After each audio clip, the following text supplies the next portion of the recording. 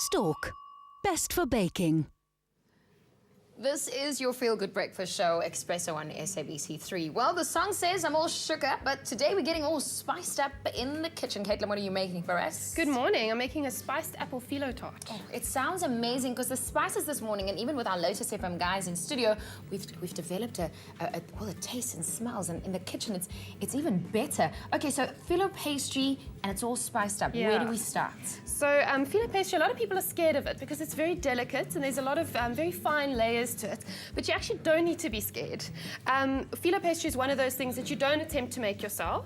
I mean, nobody's got time for that. It's a very, very intricate process, so rather just buy it. Okay. But there are a few tricks that you can use to make using phyllo pastry really easy. So what I've got here is these are the pastry sheets that you buy, and they come frozen and you just defrost them. You can see they're very, very thin and delicate, so you need to be, gentle hands, gentle with them. And it's paper thin. It is. I've never seen it like this. Okay. So the trick with it is to keep a damp tea towel next to you, and you're going to cover what you don't use because it dries out very, very easily. And you want to keep it slightly damp. I can Yes. feel that this is not completely dry. Yes, and it does tear quite easily. But if it does tear, it's not the biggest disaster because you've got few layers. So you'll see you're going to add layers to these, and then it won't matter in the end.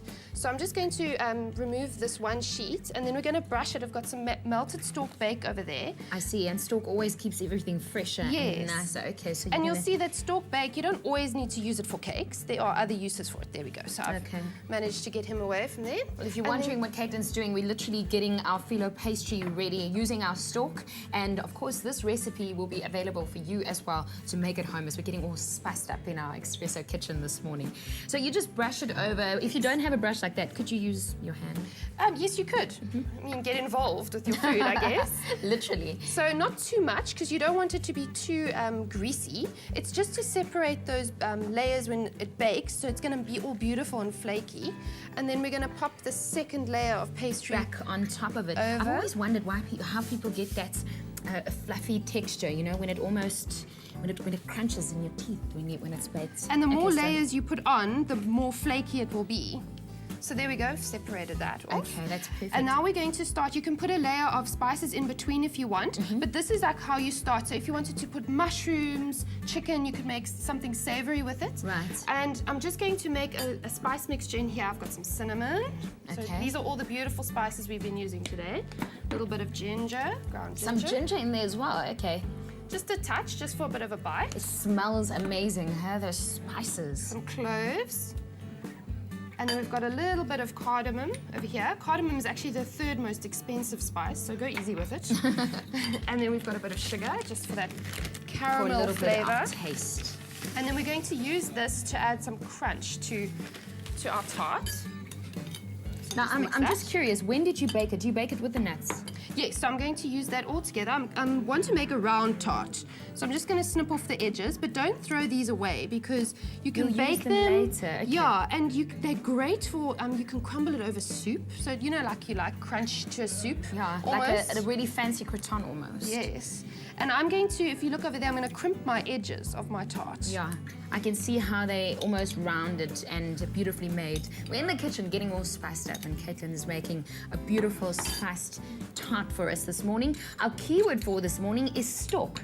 So the keyword Stork to 33728 to make sure that you can also recreate this beautiful, beautiful recipe. Okay, So what I'm going to do here is Yeah. I've just put some tin pineapples on the top, and then I'm going to fold over and crimp the edges like that.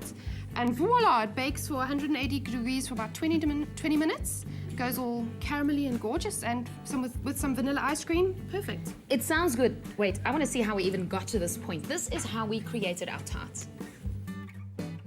Combine nuts, spices and sugar. Brush pastry with melted margarine, then sprinkle with nut mix. Fold in half, then brush top with more margarine. Place into tart tins, folding edges to fit. Sprinkle on more nuts, then top with apples. Sprinkle with nuts, then bake at 180 degrees until golden. Drizzle with honey and dust with icing before serving. And our keyword is Stork to 33728 to get a list of the ingredients and also a link to the recipe. So some Stork on top, and then you pop it in the oven for how long? About 10-15 minutes, depending. You just want it to go nice and golden and crispy. Oh, golden and crispy is good because the end result looks amazing. And then I've just got a drizzling of honey, and voila. Voila, and it's all sweet and spicy. We're all spiced up in our kitchen this morning on espresso, and it's all great. Well, talking about being all spiced up, we've also got some Lotus presenters from the spice capital of South Africa, Durban, in studio. Where are they? Oh,